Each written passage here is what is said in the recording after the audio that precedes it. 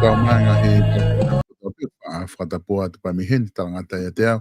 O whai ki tō mama o ka ata moe whainga maari e koni ke whahoko tai tau polokalama ko ia ki he ahoni whawhang o saione a ia ko heni pia mo whai whikau saris waka ke ma whahoko te tau polokalama ko ia ki he ahoni. Noa te taitali rei mo taitali lato maa whana ke tuki mo tōko tō ape o ku mo kau mo ki maua i he polokalama ko ia ki he ahoni. Pia mo e whatawanga pe ku ongo le rei atu pe e tau polokalama ka tiki mo tōko ke whetu ke la whanongo ai e tau polokalama. Temta tau pe ko whiwhia ke taitali rei a e whawhikau saris waka pe mi esene a Australia malo e tau mau e ahoni whawhikau pe malo e ngau e pe mi Australia na mo whewhe haka whawhikau lo tonga full time mo moko koini.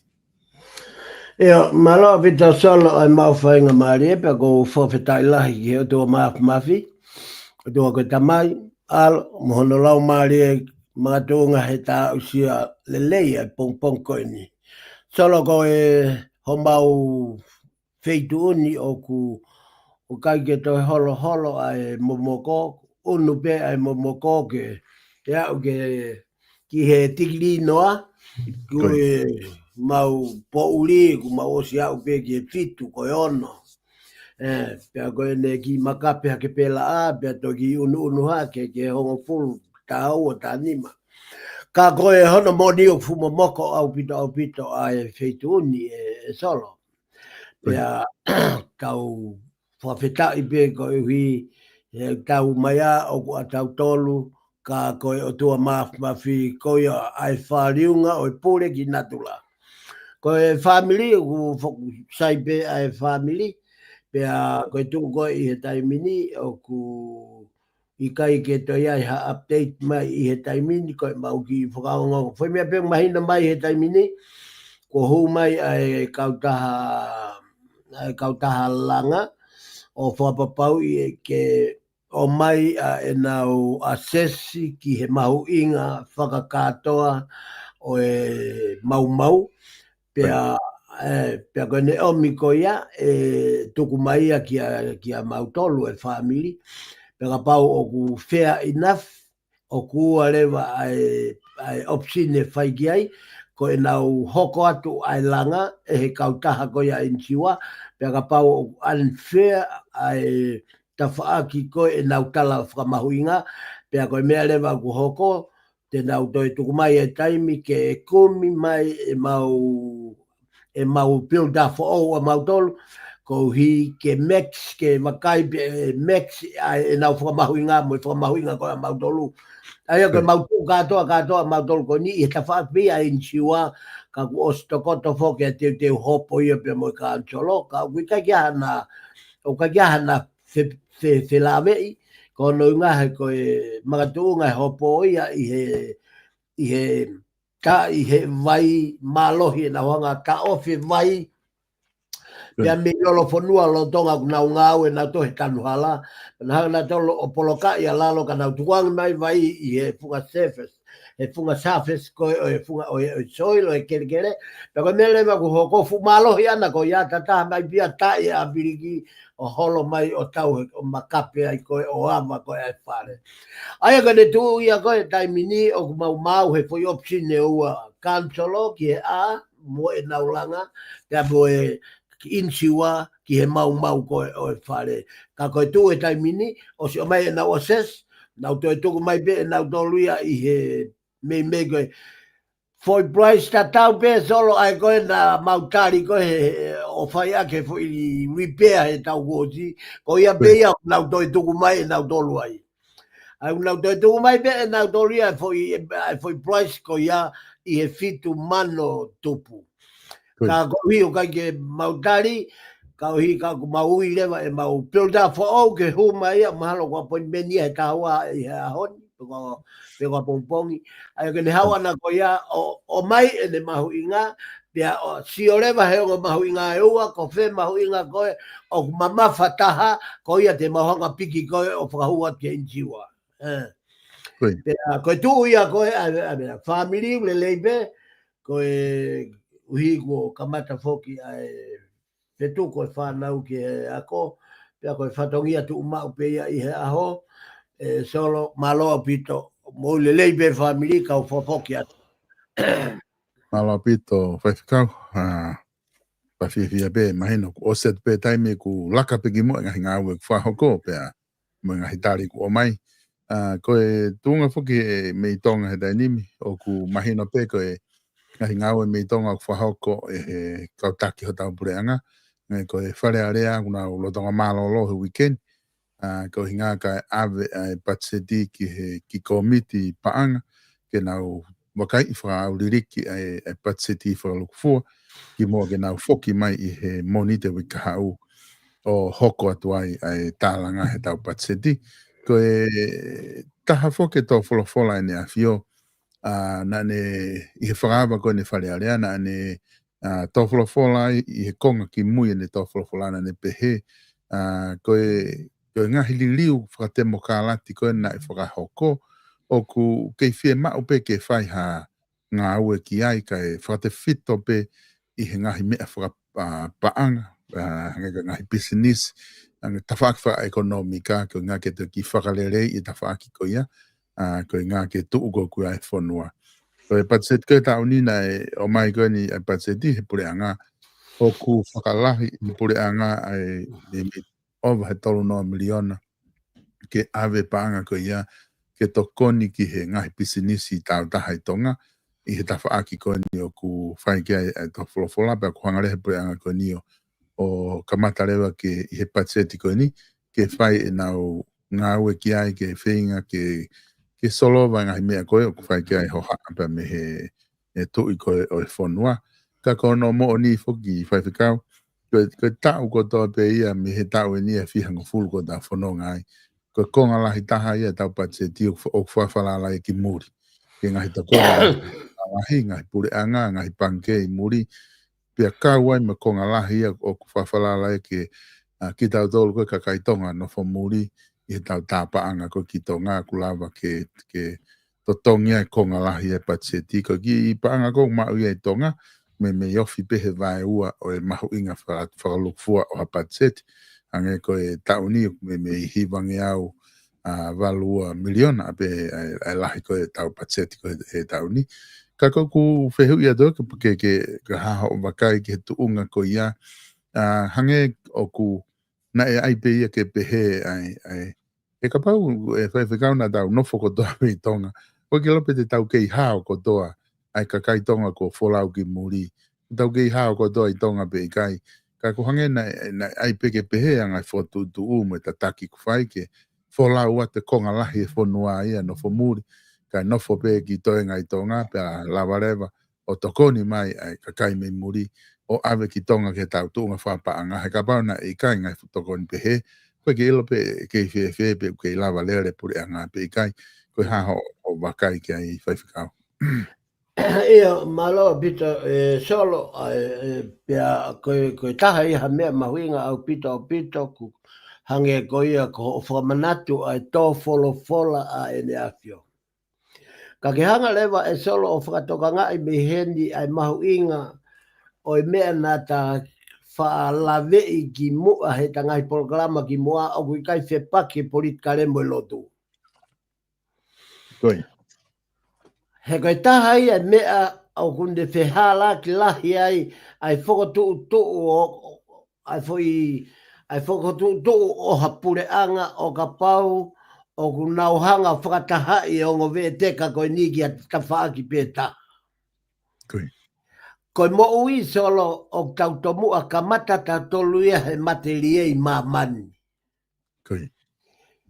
Pia koe tau au whanonga ko ia ka kua osili e tau mua mo tau kawenga ke tau mo ui kamata e tau whiohi whakatemo kalati aki ai tohi tapu. Ke whai totonu, ke whai mooni, pia tau ofa ake koloa, pia tau whoake koloa, ke lava, ke lelei ai mo ui whakapolitikare, pia au hanga rewa e mo ui whakapolitikare o lele a kii, e ngai foi option la lahi e tolu e mo ui, uluaki koe lotu, ua koe ulunganga whakafonua, pia kono tolu koe pureanga. katoa ngai foi vaala he tolu o ai malohinga o hapureanga o whakalere aki ia ai ulunganga whakatohi tapu pia kono equal tatau o e tohi tapu ko e te mokalati he koe lotu i he vani whakalau maarie pia ko e te mokalati whakakakano whakamamani ma pe ke mau e uhinga e tano atolo Koe. pia koe uhinga ia e ku tau kaila o ku kai whepake politikare pea moe lotu. Ka kuhanga ehe lotu o whakalakalakai ai ngahi teftoi mo ui whakafonua. Sai bea ko hame ko mea na tō fola ki ai e tui. So lo ku o stonu pe tau mu e ai puranga fōu. Koe. Aki me foi uhinga ko e ni e taha. E o atu ia te o atu me polo kalama. Ko ne merino pe puranga pe a moe tui. Ko ne Oceana ia. Merino fonua ia. Koe. Aku uhinga longoa a moe tala noa uhinga, moe tala noa mau taimi, moe whakaveve koe oku whai i e Facebook a oku uhinga pe ia koe tae mahino e toi tapu. Mo seke mahuinga e toi tapu, oku lava ke ilo e he tui ai hala totonu ke whakalanga ai, ke whakakaka e whonua. Ae oku ne whakamanatu ai ki he pure anga mo tokanga ki he tawhaaki o e te mokalati. He kui kai o koe fufoi sea kehe o tau toi tui, sea whakaluku fua ia. Koe foi sea koe o e mea. Koe foi sea koe o e te mokalati, koe nau ia civilise. Pea kuo fie mau he tui ia ke civilise hono fonua. Pea kai ai hatu ia o kai loto ia ke ne tari politikare. Ai o kai loto ia ke whakalakalakai a hono pureanga, mono fonua, mono kakai, ke nau mau ha mo ui o toi sa iange, lelei da. Pea koe mahu inga ia, koe me, foi laka ton pe ia pureanga fo ou. Koe nau whanongo ki e tui. Whakatongai koe lahi longo a, koe hi koe tāpala si atu, ai ngahi mau moe ngahi whihalaki moe ha moe loi moe ha ai puranga fōu whakamoe ke whanonga puranga fōu koe puranga fōu kua pau ke mo whanonga mo tau ke ulo e whonua he koe tō whola pe ai ulo e whonua koe ne merino ia e whonua kai te hata ia no loto kua pau ke tau punou ko toa pe ki he mea ko tō whola ki a NFO. Pea koe mahu inga ia solo o e tō whola nani whakaoti aki ene tō whola. Ki he pure a ngā whakamanat, ke pure a ngā mautokanga, ki he ngahi nau e whakarerei whakapolitikare. Solo koe ki tala noa COVID nia aku, i e wafe taha o nona aku aloi ki tonga ke whai whakarerei o aki pare o e whamiri tonga. Na ko alo no foi tau e taha. Na alo be mo hau kanai. Na alo fra mo le pa fa mano tu. Hono fralere i o ap no fanga family. Ya osko ya pia fehala ke area ia ke kaveinga mo visione koe na uhinga ai ui ke alo fai foi ngawe.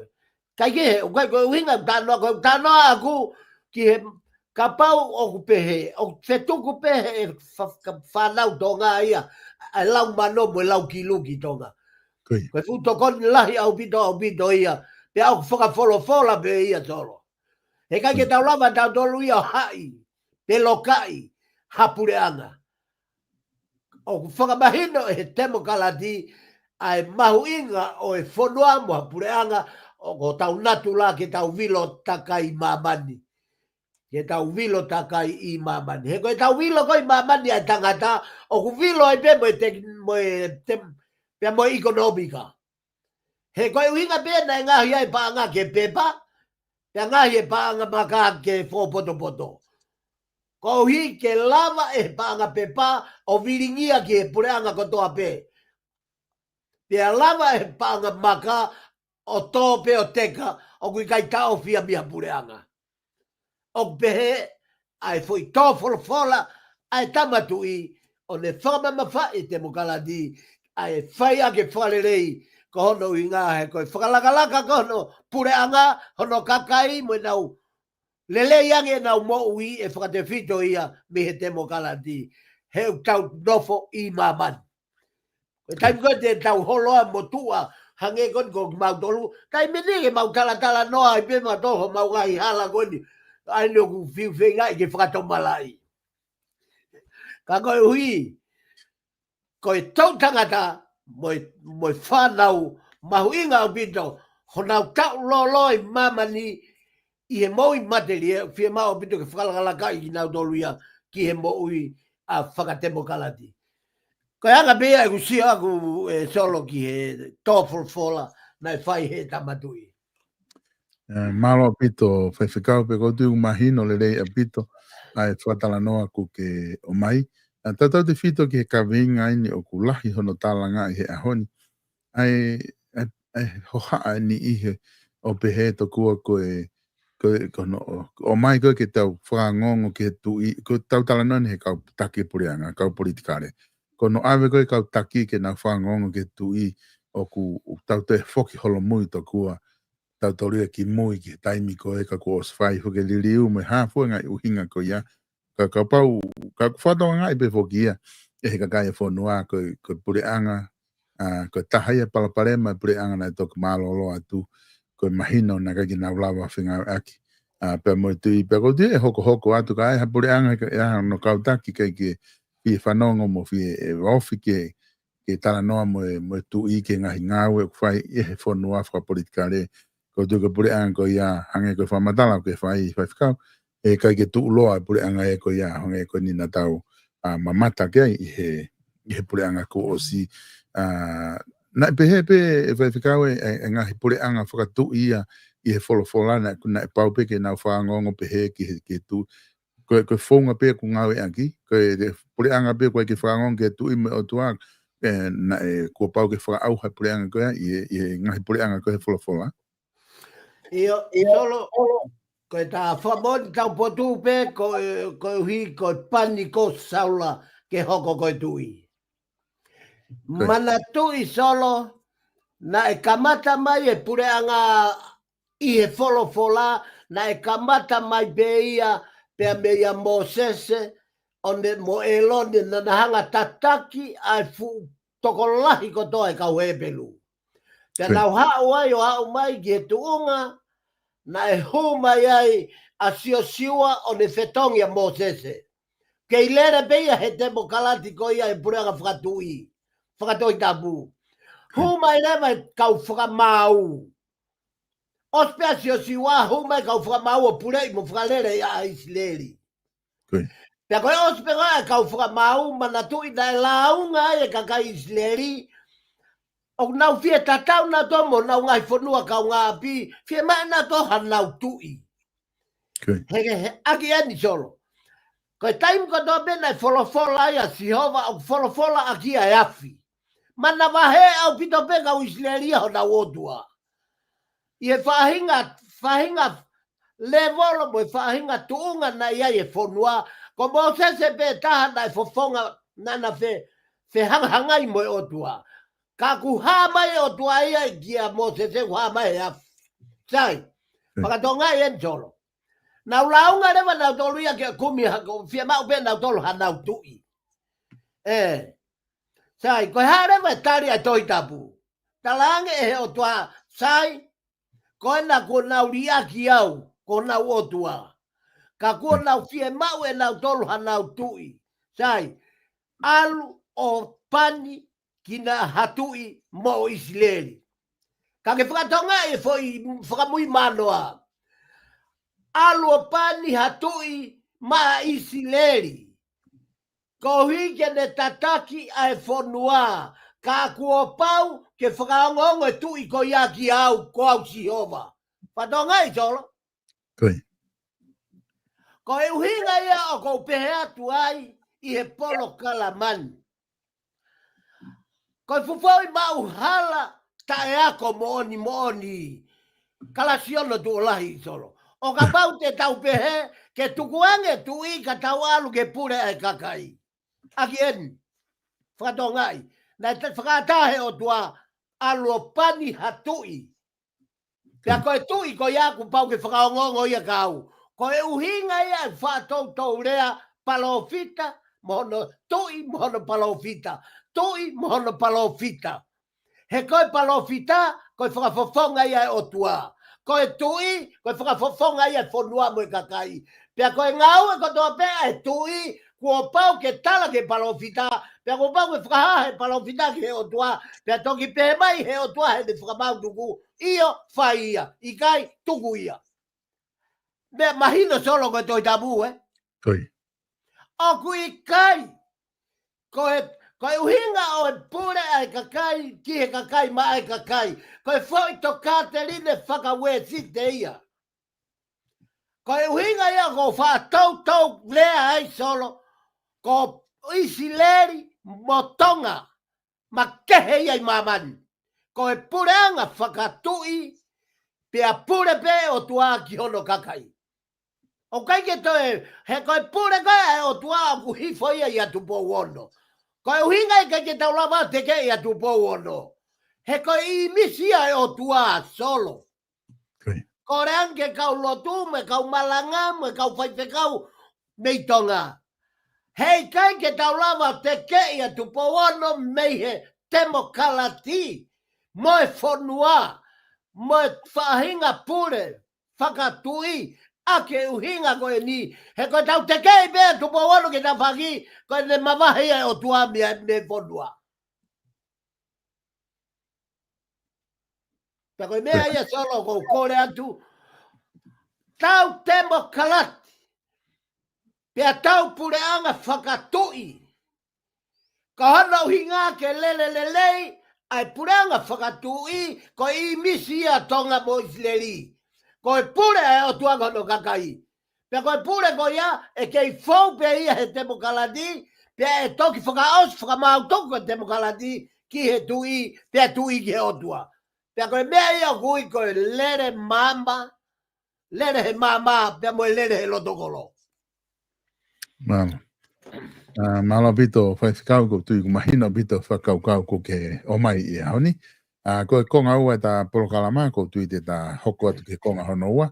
Ai koe ta konga mahu inga upito ia I polokalama o wike kodoa be konga whalau maari e ko ia. Koe lau maari e maoni oni koe tau kapo ai ta kawinga ki haoni. Ka te tuku atu ke te koe. Solo malo pito. Ko hika ta whoki mai ke ta polokalama anga maheni. Ko hika ta kawe ngā pēna kua ke tuku atu. I he te pire whakalau maari o e ahoni. Ko e lau maari e maoni o ni ko e tau kapo. Pea au to'o ai kaweinga ko e ni mea ko speri o Sisu Christ na whai e sione. Peka hono fulu maa wha o I wahe. Peka hono ua fulu maa ono I vezi. Ai au pehe ai lau ai tohi tapu. Ka ko e tau kapo ko e lau maari e maa o ni. Aia e whekau mai e he tamai I hoku hingoa. Ko e tokotaha ko ia te neako ki a te kimoutolu ai mea ko toa pē. Pea tēne whakamanatu ki a te kimoutolu ai mea ko toa pē kua lea aki ki a te kimoutolu. Ko e foi vea si ia. Pea o maarie au pito e solo ai hanga e kosperi koini asione o whakamanatu mai I hene hiki tohi o pehe ko e lau maarie maoni o ni ko e tau kapo. He kamante tau sio ke uhinga ko ia o e lau maarie maoni o ni. Kamante tau whehui o pehe ko e ha ai lau maarie maoni on. Ko e ha e lau maarie maoni on I he lau e tohi tapu. Ko no tari gai ko e mea ofa. Ai o tua maman. Se ke lau maare maoni oni. Ko fufoi me a ofa. ai ko foi mea ofa ia ai o tua man. Ko lau mare ma onioni ko fetongi ia o sisu. Ko fetongi. Alua sisu kai hau ai lau mare ma onioni. Pe ko no frarea mahino e taha ko lau mare ma onioni ko fetongi o tua. Ko fetongi me he sisu ko tangata ki a sisu ko o tua. Pea o ku tau whakamo'o ni I heni, tā ko sisu pe ko ia pe ia e lau maari e maonyo ni. Solo, o kau e whakongo nai o whaamke, ke ose ta programa e ahoni o mahino pe mama au pito, me he whakakau ai tangata karistiane. Ko sisu, ko sisu, ko o tua ka kato ia. Pena ne hoko maia ki mamani o fau maia I he tapo o komere, pena ne hoko rewa o whanau I maia ai sisu ko tangata. Pena ku hoko rewa sisu ko ia ko tangata kakato. Ai tangata koe, ai sisu koe na whanau I e mere ko tapo o pe whanau I e maria. Sai, ko ne hoko mai ko sisu ko ia, ko sisu ko ia ko tangata. Pia kai ngata I, kai hangarewa e sisu ko otua. O ku tau whakamoni I heni, ta ko sisu pe ai lau maari e maonyoni. Seke foi fetongi higoa, pe he e sisu tangata. Te u alu, sayange e ku alu, kai hau haku fetongi, pia kai foi fetongi ko ia e solo. Kai foi fetongi me sisu tangata, me sisu tangata ke sisu otua. Taki whakatonga ngai e koe. O kui kai ko toi taha kehe lau maari maonyoni ia, me ia sisu. Kai foi lau maari e peo sisu, na ne haere hake aki, I e wike ua kohiri. Alu aki hono imisi tangata. O to o ia I he mani, ka ne tui e ia foi sisu o tua kakato. Pia hifo aki e ia, koe whakamooni ia, koe au taui koe pentekosi. Koe uhinga ia foi lea pentekosi. Pia koe uhinga ia sisu, koe sisu laumari.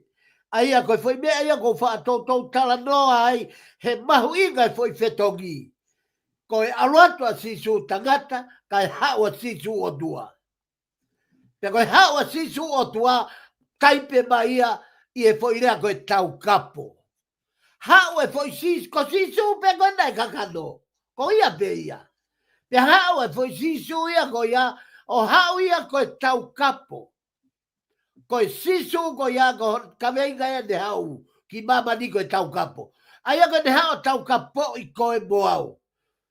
Tau kapo I si.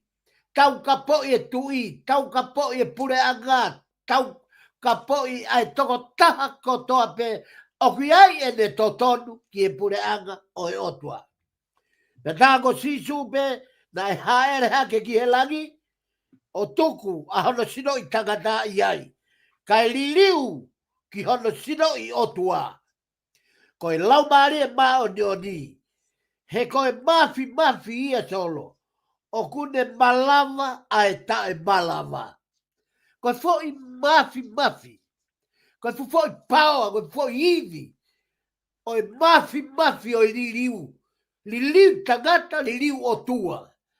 Hanga be e mafi o tua, o fai e liliu, me he tangata, sisu tangata, ke sisu o tua. Pea, koe foi liliu ko ia, o ne mau ai hono sino I otua, koe laumare maunioni ia. He koe mafi ko ia, o ne malama e ia, ha mea be, o tai malama. Mea ko toa pe o tai malama ia e he. He koe otua, koe mafi ia e otua malama. He kune malama e mea ko toa pe. Pea ko hono fina kalo, ke hoko mai, ko ho tau Immanuela. Ko foi lea ko Immanuela, mahina o vito pe me liliu, me ngahi liliu lea me he karisi mo he pelu mo ha bua o mahina o vito pe ko Immanuela ko o tua oku ia te tautolu. Mahina rewa ko haua a lau maari ia hau ia nofo I loto ia te tautolu. Pe koe maari lahi taha ia o foi liliu koe o hoko mai ai foi taukapo. Koe taukapo, koe rea ia mei whare hopo. E tolo.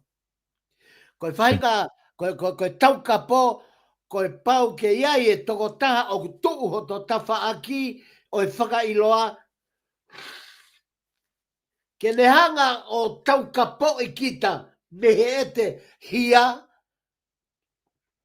Pina taukapo I kita me he te hala ia ko hike tō mai ha mesi.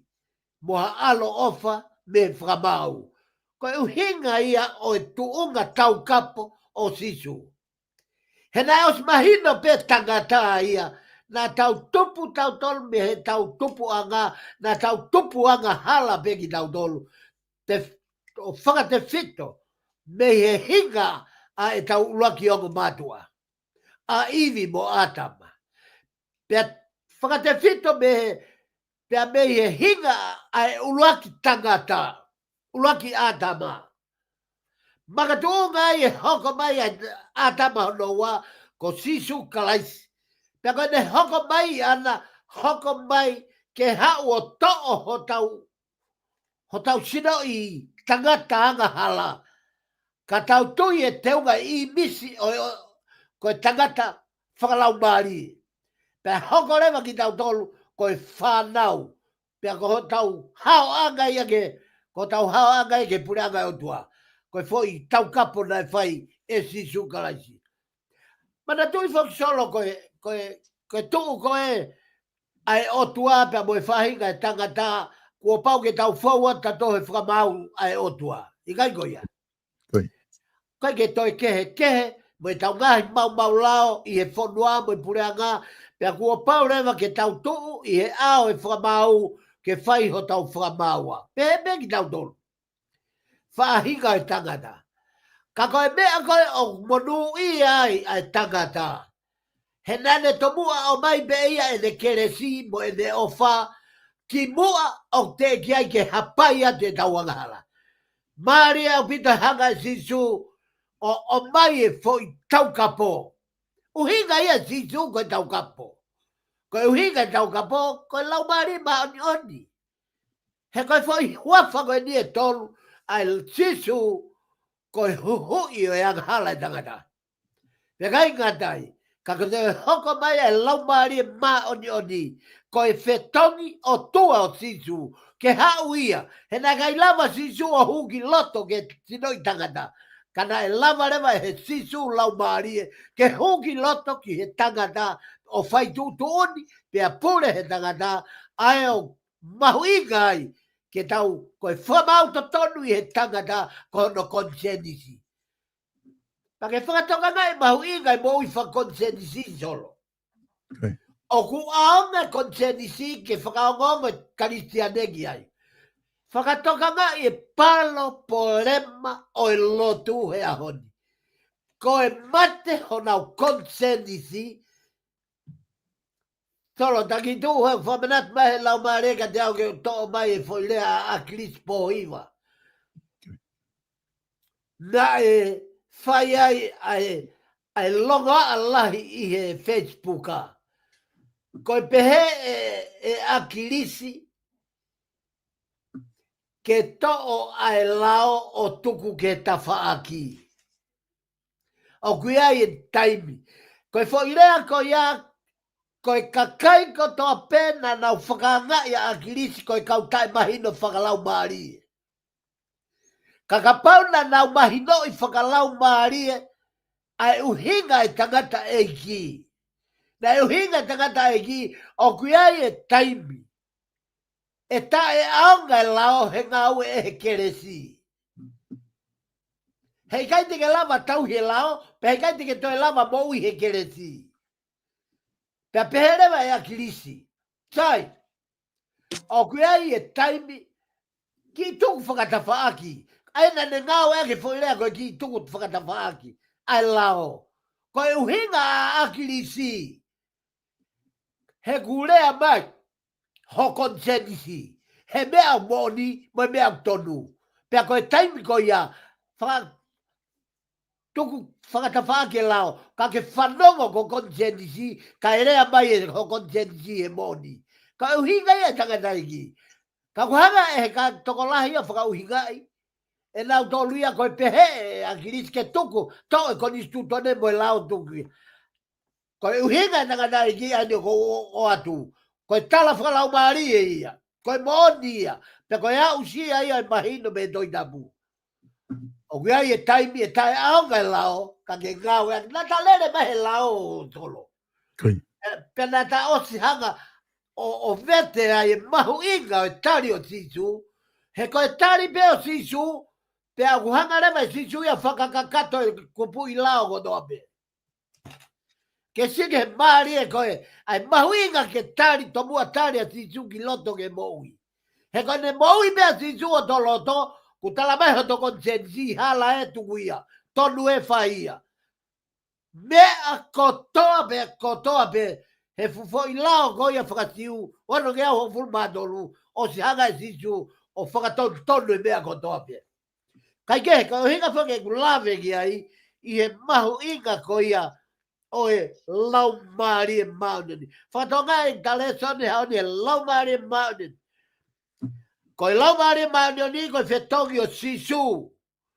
Pe ko hono whakarea mahino o taha ko e lau maari e maunani ko e whetongi o tua. Ko e whetongi me he sisu ko e tangata, I e sisu ko e o tua. Pe au ku tau whakamaoni heni, tako sisu pea e lau maari e maunioni. Tako sisu pea na e haere hake ki lagi, o tuku ai sinoi tangata I ai. Ka e liriu ki hono sinoi o tua. Ko e lau maari e maunioni e ko e mafi pea ia ku ne malama ai tae malama. He ko hono whina ngalo ke hoko mai. Ho tau Immanuel ke lava ke tau feo tai gata. Pea moia, pea tene hoko foki ko tau kapo. Mare tu e foi lea ko tau kapo. He ko hage de tu ko nau tu whakalao. Ai tu e tau kapo, hage haloea. Pea ko whatongi ai e tau kapo, ko tau kapo I e halaya. Ke whakasisi hon tau dea. Whatongi ai e lau mare maunioni. Ko tau kapo. Uhinga e takavinga. Ko e lau maari e maunio ni ko e tau kapo.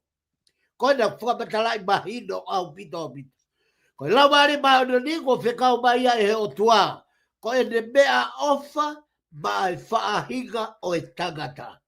Ke ne tūta whaaki ko ho tau kapo. Foi mea ofa e na whaaki mai. Whaaki mola. Solo. Whaaki mola mai be. Ai foi mea ofa ko e na. Ko e tau kapo. O tau ilo pe solo.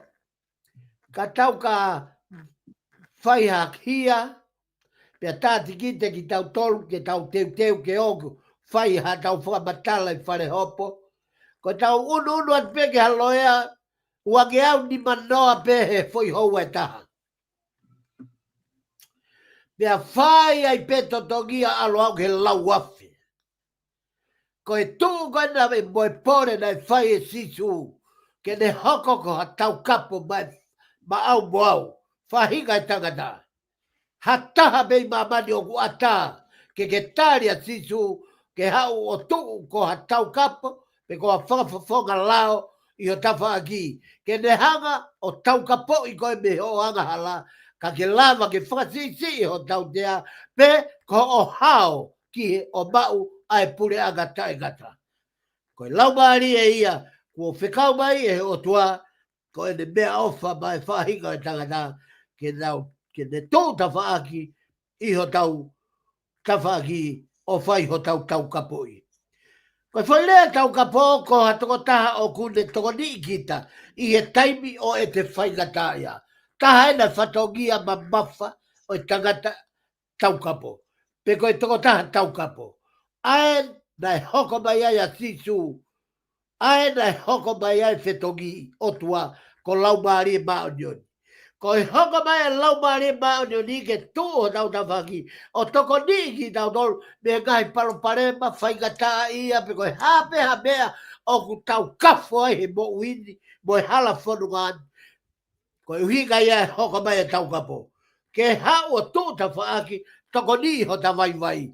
Toko ni ho ta tō nou nou. Pea ke whakau ki taua e ta ngahi whakaamu ko toa pea. O kune hoko mai koe toko taha toko koni, he ko ene te whtoi ngā ue ke toko nii a koe moau he aho o e whaingata a. Ko e uhinga ia o e vesi ua fitu i he. Ko e uhinga ia e uhae he vesi ua fitu. Ai fo i ai uhinga o e pehe e vesi ua fitu. Aua nā tuku ke pupu tuu ho mauloto. Uma a hane mana vahe. He kou ai taukapo. Sio, solo kono fua mo onia. Ai mahu inga ke tuu tawhaaki ai taukapo ka koe laumaria o e o tua i he tangata. Ke ne whai hono whakahaufi me moui pupu tuu pia moui mana vahe. Mahina au pito ai pupu tuu. Ko e taimi o tau pupu tuu ai, o ku lava rewa ke kaito e lava ho tau ata mai o tau tolu ke ne hanga whakahoko hoko le rei.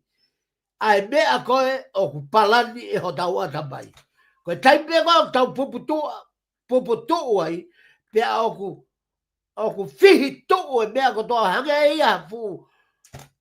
Mai a kua osi fihi kaito e lava whakavete vete. Hage haku pega ku kaito e lava ke whakavete vete taimi o tau pupu tuu ai. Ko hi, ko ngawe ai whaingata i ho tau ata mai. Pekai ngatai, ka koe hi, pe au tau au tau tolu ai ke whahingatunga whakatu tā maki, ko loto mana vahe. Tala noa whakai loto. He koe laumari e mā oni o ku awhio ia he loto. Kai ke tala noa whakakakano, pa kai tā noa whakatino, pe whakamateria, ka au tā noa whakai loto. Ai mahu inga, ke whakamete vete e tau mana wahe, pia mo i tau pupu tuu. Koe whoi lea koe mana wahe, koe mana wako he. Koe taimi koe au tau iri fiai, pia he mana wa me alunga e tau mana wa. Pia kuo he e tau mana wa. Koe uhinga ia mana wahe. Kai ke kei mana wa to tonu e tangata he alunga o ene mana wa. Halanga mana wa. Ka kuo hange wame taho no mafu. Hange wame puputu. Hoko mai mo puputu. Hoko mai mo iri fia mo mana wahe. He mana wa me he alunga o e halanga mana wa. Koe hinga ia mana wahe. Kou ai taukapo. Whamahina he laumari e. Ko sisu, ko ia pe ai laumari e. Ko sisu bena ne pehe. Sayange e ku alu. Uhinga sisu kia sisu kakano. Sayange e ku alu. Ke alu hoku kakano. Kai hau hoku sisu laumari e. Ke ulama huki loto. Kia tek moutolu. Of sio ai, whakamau ai, pia whakamaui ai, pia whakamākona ai, pia tauhi ai ki moutolu i he mānawa mo alunga totonu. Kau whakatonga e mahuinga o e lau maali e mā oni oni. Koe taha koe lau maali e mā oni oni o kune toi hoko mai koe tūnga whai akos. Sike lahi e mea o ku haua sisu lau maari o whakamanatu. I kai ngata hene whakamanatu e ke ua nā tau puputu hoko koe whai ako. I kai ngata e kau toi haua sisu hoko ia koe toko taha whawhanga. Taki ki tau tolu. Koe whahinga kotoa koe ni. Ko na tula ko to ia lau mari e. I hono tūnga ko e tau kapoi o e whahinga o e tangata. Ko au ko e tau kapo o kore ma au ha besi ke whakahauwhi koe pia mei he tau tea pia mo e whakailo. Ko e tūnga e na koe wau ki ai tau kapo. Ko e ne hoko mai o kore ha ai whamau to tonu. Ko e uhinga i e tau kapo. Ke o mai ha besi me he tau tea.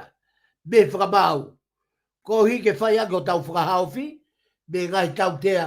Me ngai whakailo o whai ki a te tau tolu. Ko e kakai manu ia ki tau tolu solo. Ko hi ke hoko mai. Ko hoko mai. Ai lau maari e mao ni ko tau kapo. Ka kia taha ia. Ko te ko taha pia ka ke ne tari e lau maari e mao ni. Pia kusi. O whakaofa te ko taha ko ia. Pia toi whakaofa mo e lau maari e mao ni.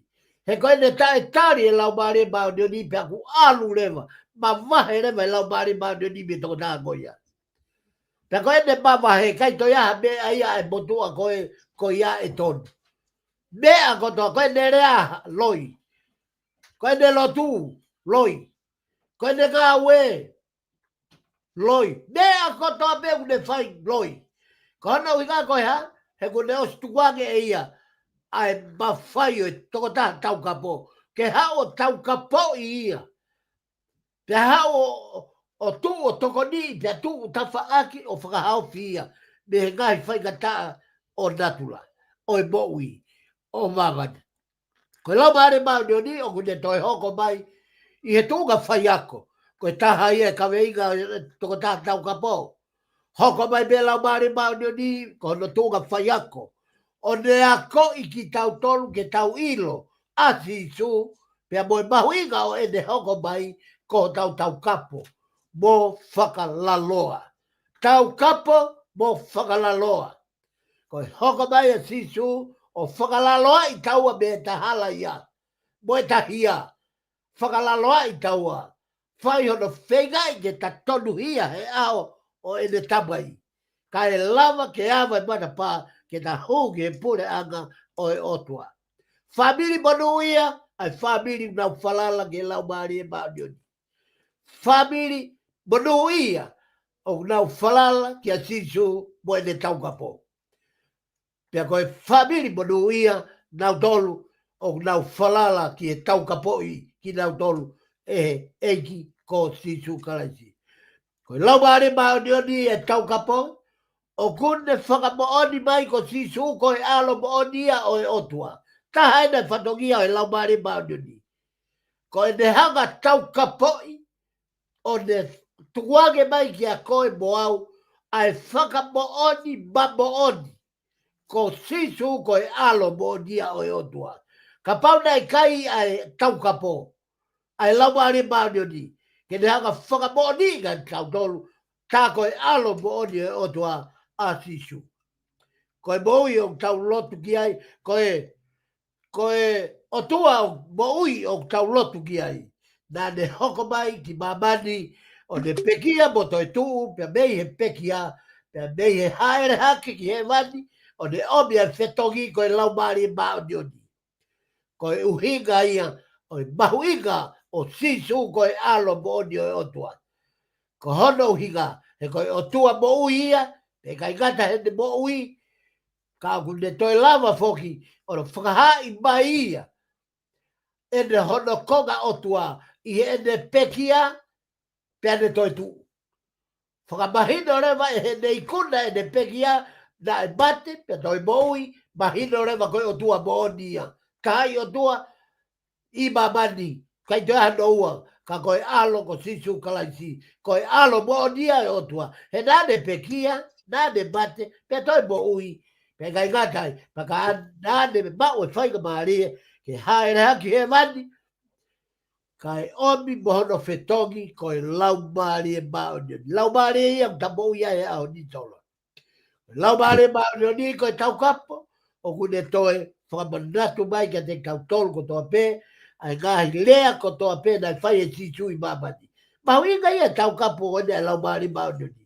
Kai ke iaia ki foi pēa, ki foi nae, ki foi oku, a sisu kakano, a sisu tangata I mamani, e toi hanga e laumare maunoni, o taukapo I gahi kupu I lea ko toa ko ia, o toi manawa mai o mo ui, a lea ko ia, I o tau laumare e, pia ia sisu laumare e, ka koe laumare maunoni.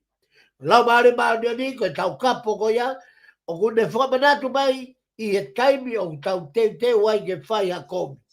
Pea kune lea mai o tau konseni ki whamanatu mai ke tuku e whai anga hala. Mana tui solo ko laumare maunoni o hono fofongai. Ko hono fofongai, tamai fofonga ka ko tau konseni si. Se ki he pere ges a ho tau konseni si. Ke tau lava whanongo ki e lea mai o tau konseni si. Tuku ia he koe anghala ia. Tuku ia he kovi ia. Tuku ia koe kaihaa ia. Tuku ia he koe loto kovi ia. Koe meheka ia. Koe mahuinga ia. O e taukapo e laumari e. O ne tūta whaki ho tau konseni si. O whakamanatu mai. Ai gahi anga hala ko toa peu tau whai. Ke tuku au a te tau whai ia. He koe anga hala. Laumari maunoni koe taukapo. Ko hono whatongia ko e ne tataki ki tau tolu. Ki he mooni ko toa peu. O kune whamanatu mai ai whai ofa. Ai whai whaka more. Ai merino. Ai whai totonu. Ai moui whaka sevaniti. Ai moui kātaki. Pea moui whakapapa.